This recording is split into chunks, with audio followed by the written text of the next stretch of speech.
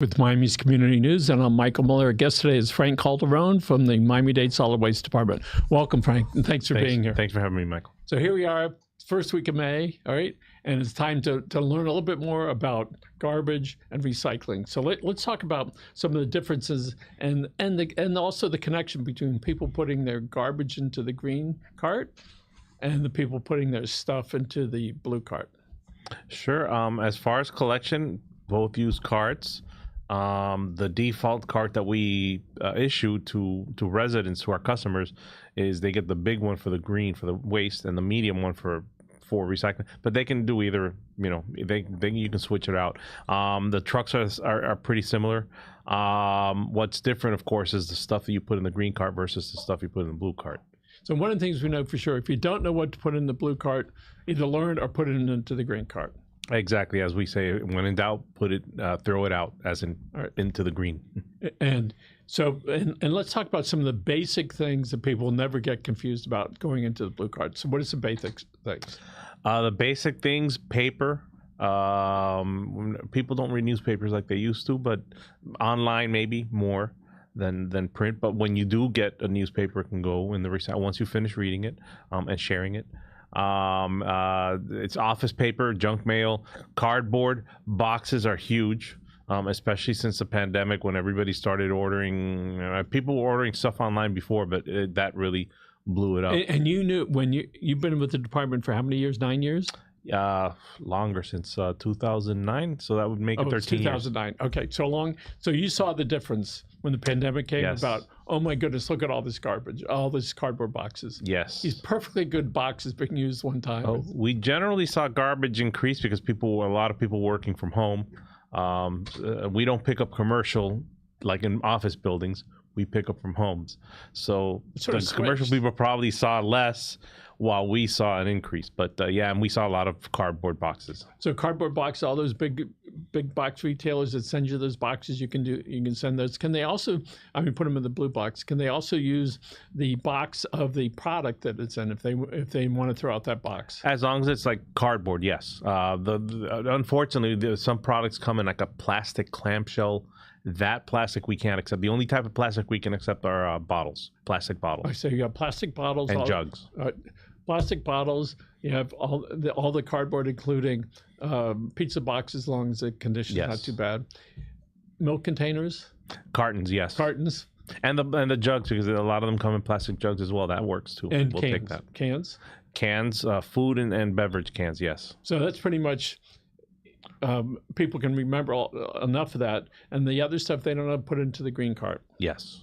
And so, as far as the process, what happens once somebody picks it up? If somebody goes to solid waste, Miami-Dade, Miami-Dade.com. Miami-Dade.com/solid waste. They can go there and they can see some videos about what happened. Yes. But the long and short of it is, in the blue carts, it goes to a dock where all the stuff gets put out, and it gets sorted by machine and by hand. Yes. And then it gets bundled up, and then it gets shipped to whoever buys it. We have a contractor. We have a couple of contractors that work on our recycling program. A couple of them pick up or do the collection, and one of them does the assembles, sorts everything out, and sells it, and it's on them to who they can sell to. They sell it in the world market. If they have people that buy it here in the U.S., they have people that buy it overseas. So it's an amazing thing. We can take our garbage and then within a relatively short period of time, it gets reused again. Yes. So we know on cans that's a pretty fast turnaround. Aluminum in particular, I believe it's a 6 week turnaround, is like the shortest time period. But yeah. Can it come back as a can? Yes. They can come back at anything made out of aluminum, but most commonly I'm going to speak to some of our religious leaders and see what they say. Coming back as a can, it's great. And the cardboard stuff that gets all sort of blended in together, reshaped, and then specifically it winds up being, is those typically boxes? Or a lot of it is boxes. The cardboard gets remade into boxes, and there's just demand for it, and then the demand kind of feeds itself because it gets recycled and it becomes a new box. So it's really amazing when we started consuming that product that somebody says, you know what, we think there's a need. Let's go make sure that we can use that garbage as something to recycle. That's amazing. So I was wondering, did you ever drive one of those big garbage trucks? I have not. I don't know how to drive a truck. I can't. The biggest I did once, they had me drive a small. They called it a baby truck, because they didn't have anybody else to do it, and they had me do that, and that didn't require a CDL. It had although I know how to drive a stick, but it had an automatic transmission. But that's the biggest I've ever driven. I bet we could find some app where we could sit here in the studio and do that. No, Frank, back up. So we know lots of times people are looking for work, and frequently the county and specifically solid waste says openings. If somebody's looking for work, where should they go? They can go to miamidade.gov/jobs. There's all kinds of information there, not just our department, but all county departments, basically. So, but with your department, there's certain criteria, for instance, in truck driving, but there may be some other areas. Typically, where might there be openings other than being a driver? Well, one of the entry-level jobs that we have is called waste attendant, and these are the folks that are usually at our disposal sites and at the TRCs. They work there as well and help people out who come in, help customers out, that sort of thing. A lot of our drivers started there and worked their way up and became drivers, and some of them worked their way up into management even.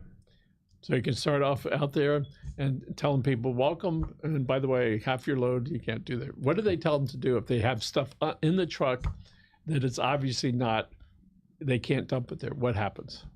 They do get turned away. And if they go to like a TRC, for example, yeah, they do get turned away. And when they get turned away, what are their, depending on what's here, would depend on where they take that? Yes, there's certain materials, for example, they can't, they can take small amounts.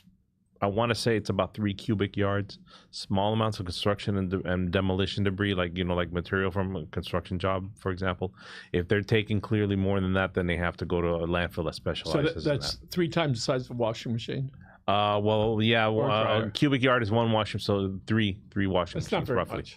No, that's it. The intention is that it's for a DIY person in their own home, maybe like taking out the old bathtub or something like that, not for a commercial business that does, remodeling and coming there every day and disposing stuff for free or free to them. And if people don't want to do it, they can either use the contractor, or there are other people that's what they do. Yes. There's some that go by that name, they'll come out to your house, they'll pick up the stuff, all right? If we have stuff, and we call a guy, and I said, just come pick up the same day or the next day. He's there, he's got a big truck, big franchise, it's terrific, I never have to worry about it. And with them, I don't even have to put it out front. I just have it in the warehouse. Open the door, they take it away. Otherwise, we would have to go get a truck and go do that. We don't want to do that at this point. So, so let's talk a little bit about recycling and about littering. So first on the littering end. Littering, it could be defined as somebody just throws a cigarette butt or chewing gum or wrapper, yeah. Right. So tell us what happens to the environment when we have 3 million people living in Miami-Dade County, and a certain percentage of those people are walking down the street or in a car and they chuck it out the window. Yeah, it's just not good, because that's a lot of it is that you take, if it's just one person chucking out, it's not the best thing in the world, but one cigarette butt's not going to hurt anything. The problem is when you get hundreds or even thousands of people doing the same thing, then you've got cigarette butts all over the place, or chewing gum all over the place, or chewing gum wrappers, that sort of thing, and that's where we start running into problems. And we know some people take meticulous care of their yards, right? And it's perfect, but yet some of those same people are putting stuff out the window, which is an amazing process. Yeah. Now, the next thing is that people sometimes don't want to go to the dump, and they find a quiet spot hidden, all right? And they empty their truck or empty their trunk, and they put it on the side of the road. Tell us the process that the county has to go through to identify and then to pick up the trash. Well, yeah, now you're talking illegal dumping.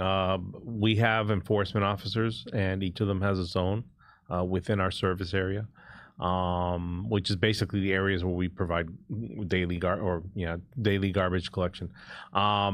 Those folks, they'll take, if they see a pile of garbage that was dumped in their area, they'll check certain things that they'll check for is make sure it's not a bulky waste pile that somebody called in. If it shows up as not, then it's illegal dumping.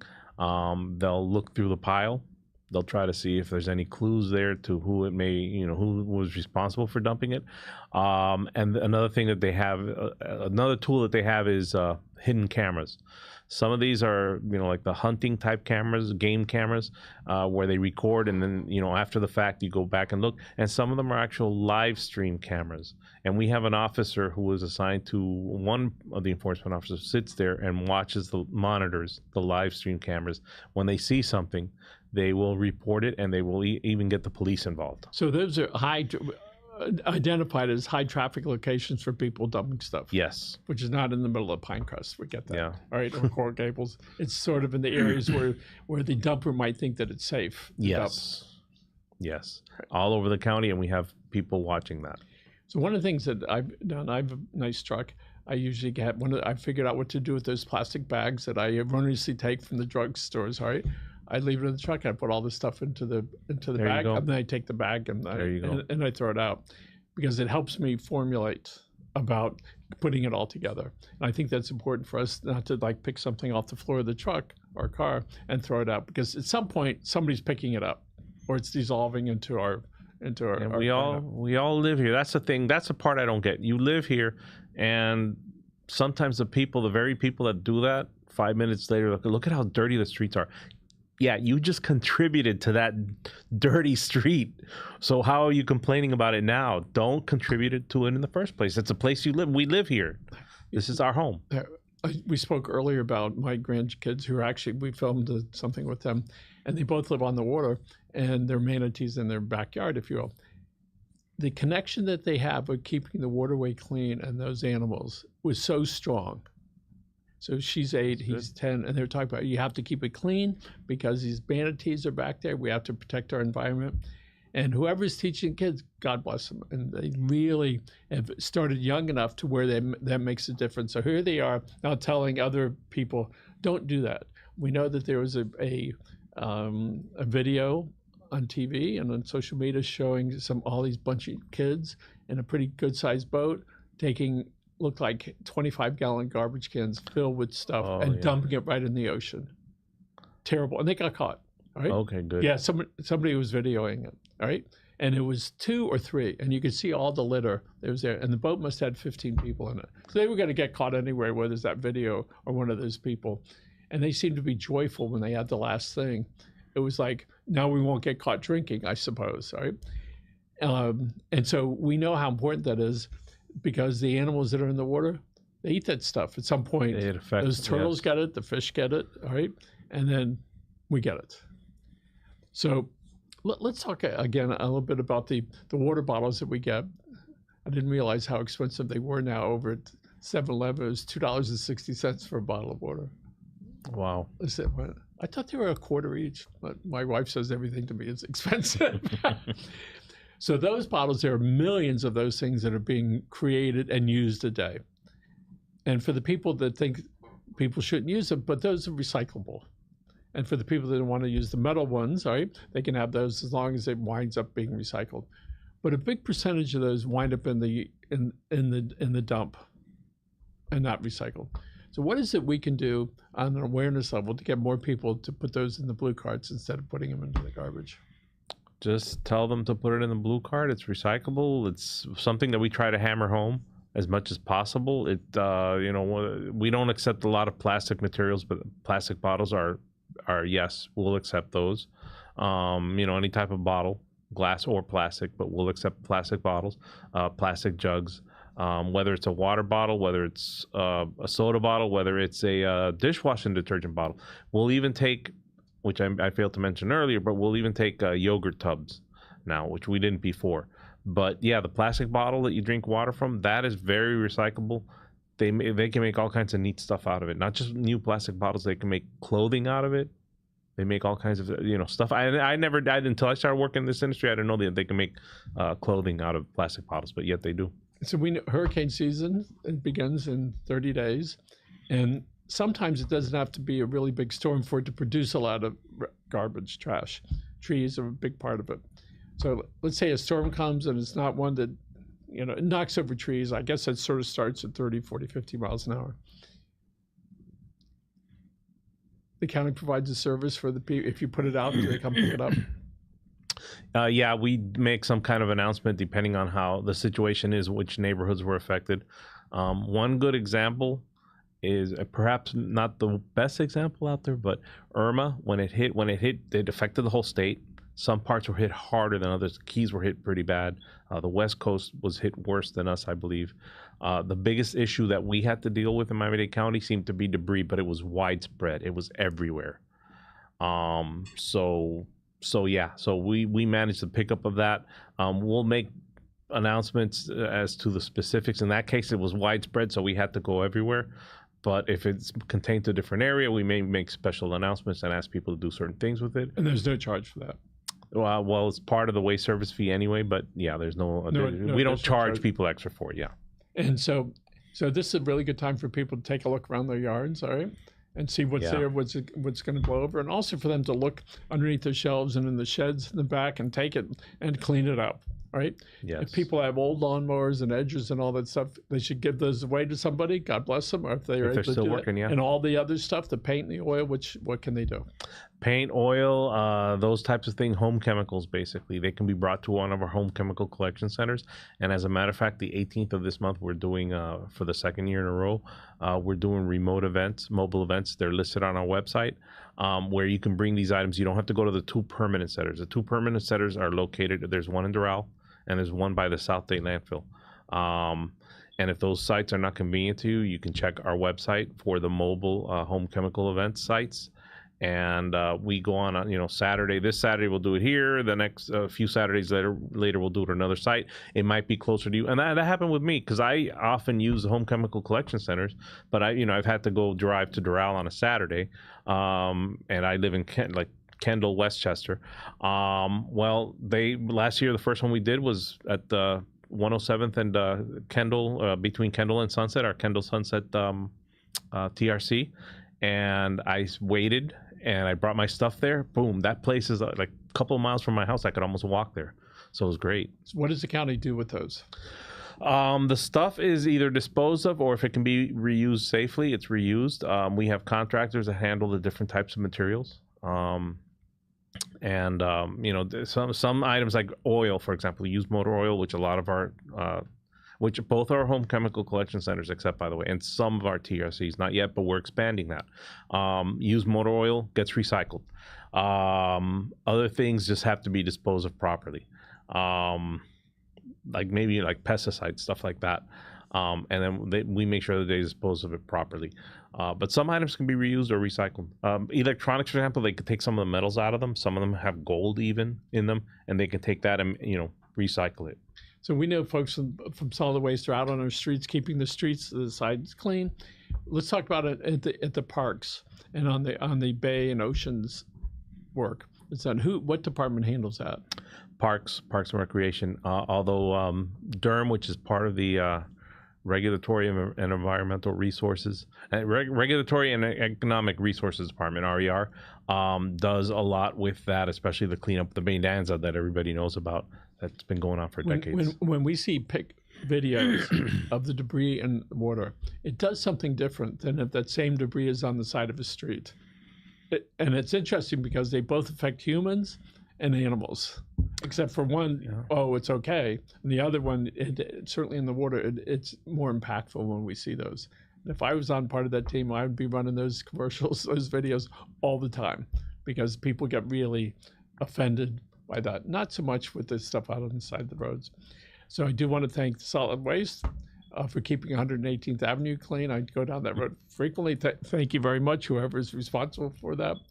And we do know in the more rural areas, people like to dump stuff on the side of the road, including an unincorporated homestead, those are prime areas because it's dark, there's no lights. Mm-hmm. And I'll bet you there's some cameras hidden out there somewhere. So if you dump it, all right, yes, you can have a problem. And the property owners, I'll bet, have cameras out there, all right? So when they dump stuff there, which costs a lot of money for them to clean it up because some neighbor did that. Years ago in horse country, somebody left a horse on the side of the road, so people would call me and they'd be complaining. I said, "It's somebody out here. People in Pinecrest didn't drive out here and dump their old horse, all right? It was one of our neighbors that did that, right?" So So if we go speaking of horses and dogs and things, what about in the deep south to where there's no development?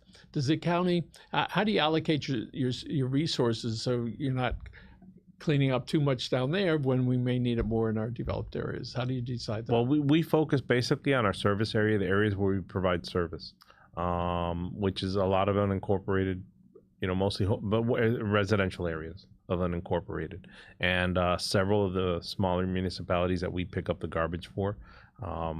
That's where we tend to go. Okay, and so there are many cities that have their own garbage pickup. Yes. And they have their own bulky waste pickup. Yes. So if somebody's in a city, they should contact the city and to book that. Depending on the city, yeah. But if the city picks up your garbage, then you need to contact them for whatever arrangement they may have for bulky waste. And as far as somebody wants a bulky waste, they go right online, and they can find it. It's really good. You put in your address, and this house comes up. It's a sort of a diagram. Where's your garbage going to be? What's going to be in there? They give you a calendar. You can book your own time to make it convenient. They send you a note that says, "Okay, this is the day," and you can put it out up to 3 days before. Yes. So somebody said they had done that, and I said, "Did you get a response?" So you go, "No." I said, "Then you didn't finish it." I said, "Because you would have. You would have gotten something from them, like you registered."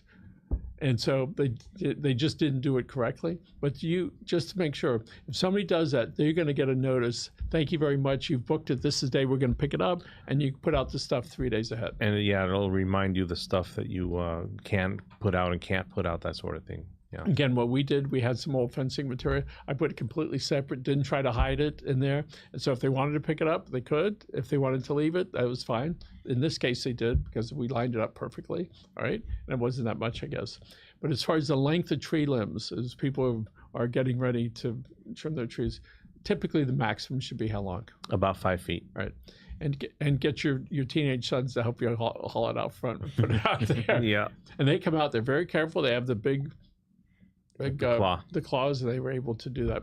And they're ever so delicate. It's just incredible. And I know we spoke about it before, but the county has one garbage truck that's all electric. Yes. That's pretty neat, right? Yeah. And it only makes noise when it's backing up. Pretty much, you can hear. I mean, like the wheels on the road, the tread of but otherwise, you don't hear an engine. We'll have to get more used to that, right? Yeah. And so when you hear that beep beep beep, look around, because there's some truck backing up nearby. And they don't always back. Depends on the street or the situation, but they don't always back up. So if you don't hear if that's what you're relying on to put your car out, you're going to be in trouble. And it is whoever's driving that, they must be pretty proud to be able to do that. To a new truck, new not so new anymore technology, but it's certainly a lot different. So again, if people need some help, they can go to where do they go on your website? miamidade.gov/solid waste. And beginning of summer is right around the corner. Kids are out from school. People need to be very careful with that. Hurricane season starts in June. We know typically our peak is in August, so we still have a month or 6 weeks to do that, to get ready. If somebody, now's the time to do that. Yes. Because the appointments, they have so many appointments they can do per day. And as we get close, and if, heaven forbid, a storm threatens, everybody and their sister is going to go out there and try to get an appointment. And you're going to find that the appointments leading up to the day that the storm is anticipated to make landfall are going to be taken. You're not going to find anything till that, and it's too late. So that's why we say now is the time. Do your, you have a tree limb that needs to be trimmed off or something like that, and gotten rid of. Now is the time to do it. And if people are hesitant to go online, they can call 311. Yes. And then people will do that for them. Yes. Right? Yes. All right. And I know they'll say, you could do this online. The answer is yes, I know that, but I need some help. All right. And they'll book it for you. Absolutely. Great. Frank Calderon, thank you very much for being here. Thanks for having me. Folks, thank you for joining us, and we appreciate it. And Gerald, thank you very much for producing the show. Have a great day out there.